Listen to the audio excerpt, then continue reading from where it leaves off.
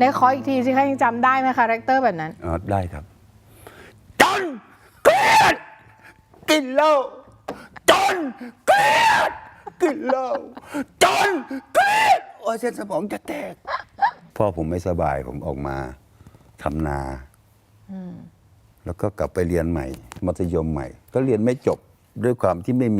มีข้าวกินกลางวันกิน มันก็หิวสมองมันก็ไม่มีอะไรที่จะไปเลี้ยงสมองให้มันฉลาดให้มันเรียนรู้อะไรได้อย่างเงี้ยก็ต้องออกมาทำงานไปเป็นลูกจ้างอยู่ ก็คิดว่าเราอยากจะไปกรุงเทพแล้วมีความคิดว่าจะไปกรุงเทพแล้วทำอะไร อย่างน้อยๆอยากทำงานโรงงาน ตอนนั้นนะค่ะแล้วก็อันดับแรกเลยอยากจะเป็นนักมวยก่อนถ้าไม่นี่ก็ไปเป็นทำงานโรงงานก็ยังดี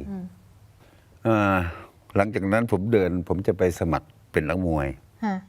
ก็ไปที่ค่ายแฟร์แท็กก็ไปไม่ถึงหรอกไปเจอป้ายรับสมัคร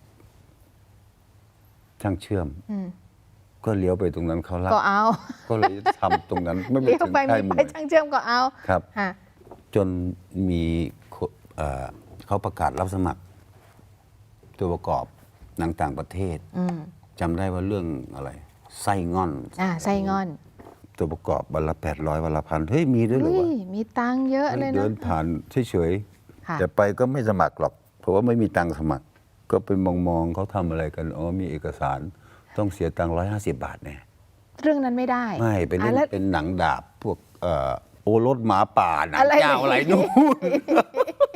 ไปยืนถือหอกหน้าพระราชวังมองตรงอย่าล็อกแรกนะแค่นั้นแหละ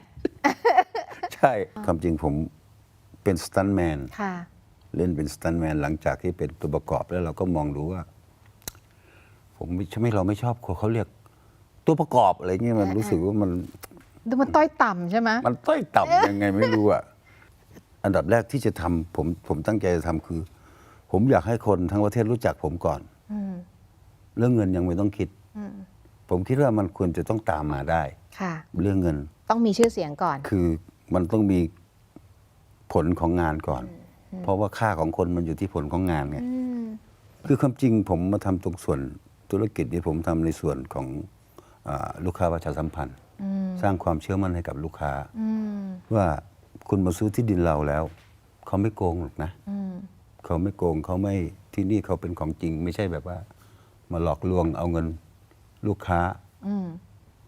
ลงทุนซื้อที่ตั้งแต่เมื่อไหร่อันนี้มันมาพร้อมกับความหวังดีมันเป็นเราตั้งชื่อว่าเป็นโครงการโอกาสคนไทยโครงการโอกาสคนไทยให้มีที่ดินง่ายๆเป็นของตัวเองคือเป็นคนไทยควรจะต้องมีที่ดินเป็นของตัวเองผมคิดว่าเราคิดว่าอย่างนั้นก็เลยหุ้นกันกับเพื่อนๆครับคือแนวคิดนี้มันเป็นแนวคิดของน้องชายอีกคนหนึ่งที่ทำก่อนหน้าอยู่นี้ก่อนอยู่แล้วผมเห็นด้วยไงกับแนวคิดนี้ผมว่ามันคิดได้ยังไงเพราะเราเองเราก็อยากมีที่ของตัวเองเราก็เคยไม่มีที่มาก่อนยากมากนะคนอยากจะมีที่ดินน่ะแต่นี่ง่ายๆคุณสามารถจ่ายครึ่งหนึ่งแล้วก็ผ่อนครึ่งหนึ่ง3 ปีไม่มีดอกเบี้ยเอาทำมาแบบนี้ฟังดูง่ายๆอย่างเงี้ยง่ายๆแล้วก็ถ้าคุณผ่อนไม่ไหวเราก็ยินดีคืนเงินความจริงไอ้โลกอย่างนั้นมันเป็นโลกภายนอกโลกที่สวยงามมันอยู่ภายในของเรานี่ครับคือจิตของเราเองมันก็เหมือนบริษัทหนึ่งเราต้องบริหารมันเองบริหารให้มันมีความสุขแล้วก็เข้าใจในความเป็นธรรมชาติของมนุษย์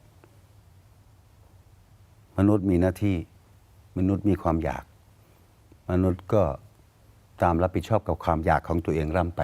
ไม่ว่าจะอยากได้อะไรครับผมอยากได้รถก็ต้องผ่อนรถอยากได้ลูกก็เอาไปดิ3-4 คนก็เลี้ยงไปต้องเลี้ยงไม่ใช่อยากได้เฉยๆด้วยใช่แม้กระทั่งอยากได้หมาก็ต้องดูมันกินน้ำยังกินข้าวหรือยัง